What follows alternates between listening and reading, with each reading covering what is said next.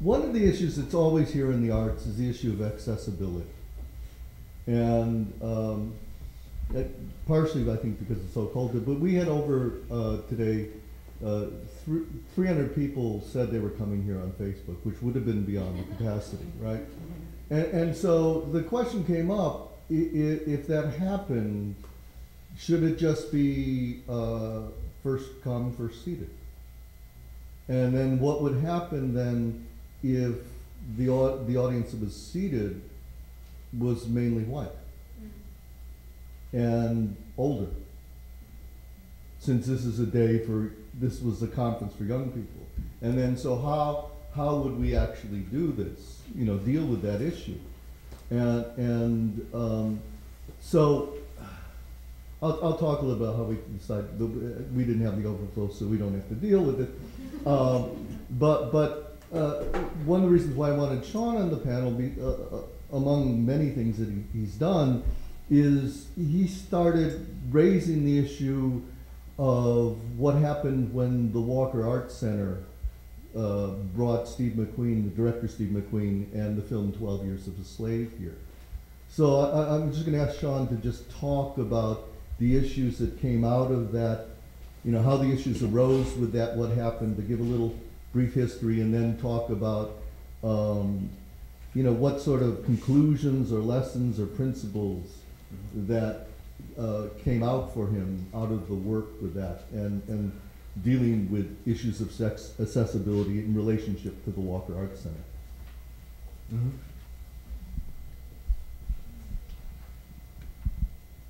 So, I think in terms of when I first initially heard that the Walker was showing that film, that there was already concern. So, I'll just say that. Then knowing that the Walker was showing the film and it was sold out, and that there wasn't much even lead time prior to when it was up, that the film was sold out, and there was going to be a conversation surrounding Steve McQueen. And I think that all of these things brought a lot of questions to play surrounding when you're showing a film like that, that our performances aren't just like something that happens inside a silo or a vacuum, and that the audience plays a instrumental role, I think, in the ways in which narratives are constructed. And so with that film particularly, I was really interested in what is that captures the white imagination surrounding the film, seeing as that's a lot of who that audience was going to be, and the ways in which it gets, there's no sense of I mean, folks get caught up in their fantasies surrounding black pain. That folks that gets embedded in the way in which, it becomes eroticized in ways. It's capitalized off of, so that was a lot. I had issues with that. I had issues with that we see so many disparities here already, as it exists with regard to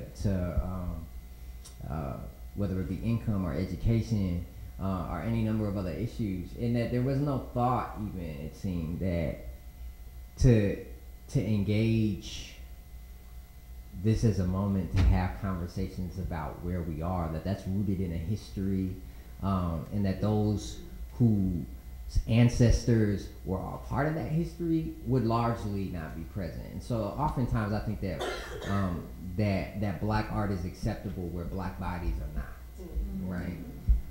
And so that was a part of the question surrounding 12 Years a Slave, right? I think that was a part of questions that I've had with a number of things, not just like that, right?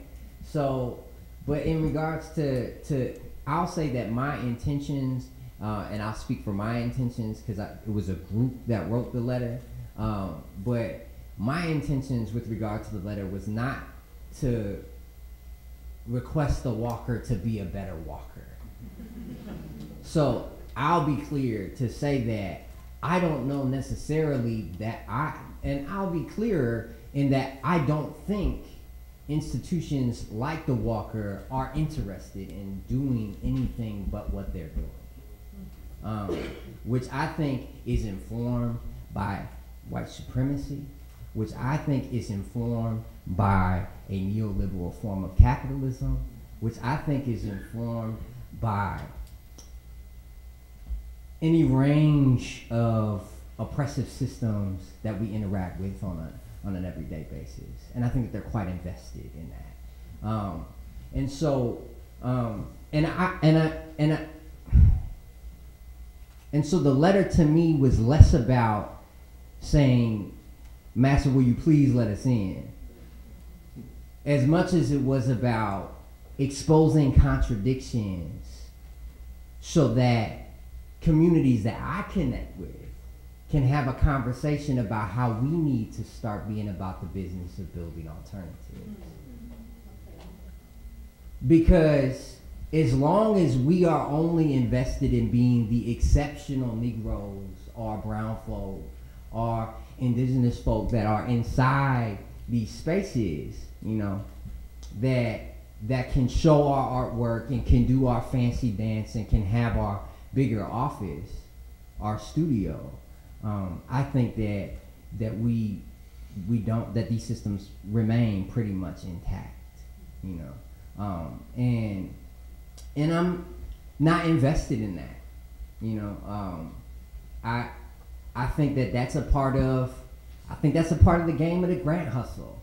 I think that's a part of the game of what folks from Insight through South End Press identified as a nonprofit industrial complex, and that the revolution will not be funded, which does not mean that I am not without my contradictions, right? Because I'm not a purist, right? I'll write a grant, right? But I think that in regards to, and I'll take the money, right? Right?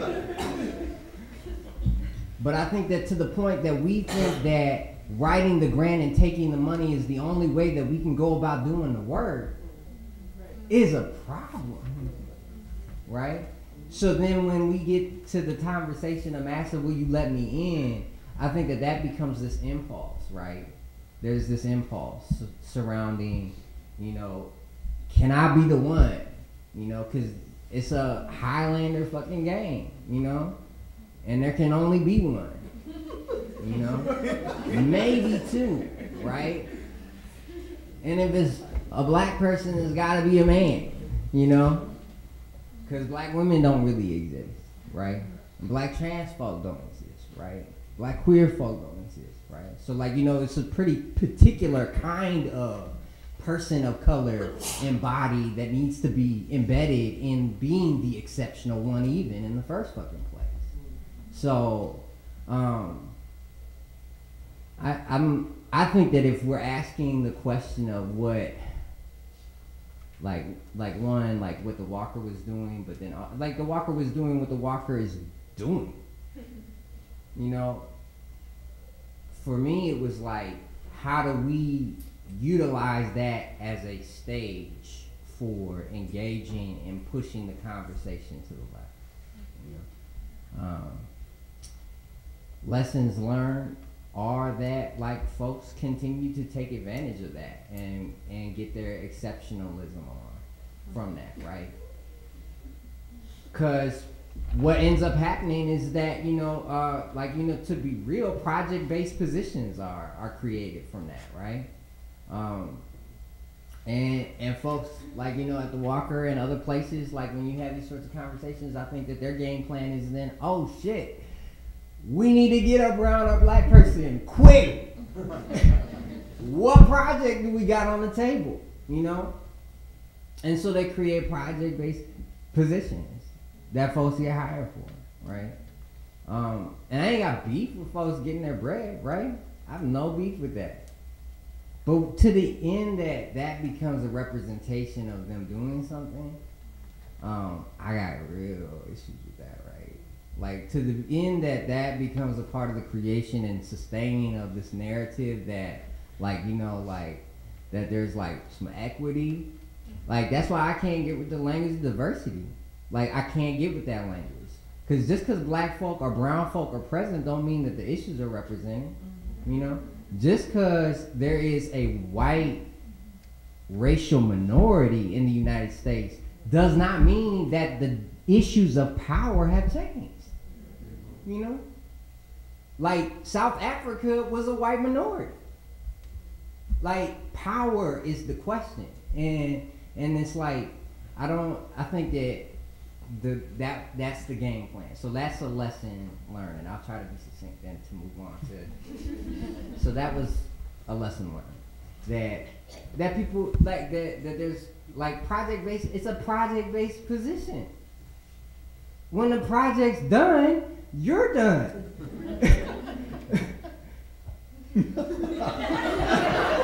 I mean, like. I don't know, like, and then I feel like sometimes we play games about, like, then they're, like, some folks hold up positions like that. There can be ways in which we perform and understand that position is something that's like, I'm in, right? Like, I'm in. But it's like, really? So I mean, it's just, that's a lesson, man. So, I don't know. Yeah. I keep on passing. Just a footnote for those of you who are not familiar, Chaun and a group of others wrote on Open Season and also directly, I think, to the Walker, right? An open letter to the Walker. Yeah. And then the Walker tried to respond to it. And initially they said, well, we can't possibly have a second screening.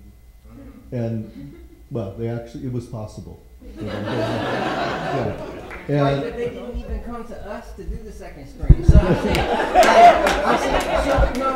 but I mean, to the end, like, that's important though, right? Yeah. It's like they didn't come to us to do the second screening. So it's like, who is the head Negro in charge that we go to have a conversation, right? So then when you go to, like, whether it be when you go to the person that you defer to, right, surrounding race talk, surrounding, you know, race talk being shorthand for black talk, right, because we have this essentialism, like, surrounding how we negotiate race in that conversation, right?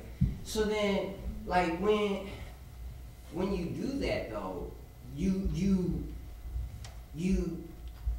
rip out any chance of there being any nuance in the conversation. It's not a conversation. It's a management of anything that could potentially come out of it, right? And so to me, I really wasn't filming that screen. It happened, but and some might, I don't know that I would cite that as a victory. Like, I don't know that I would. Yeah. And that's 100. yeah.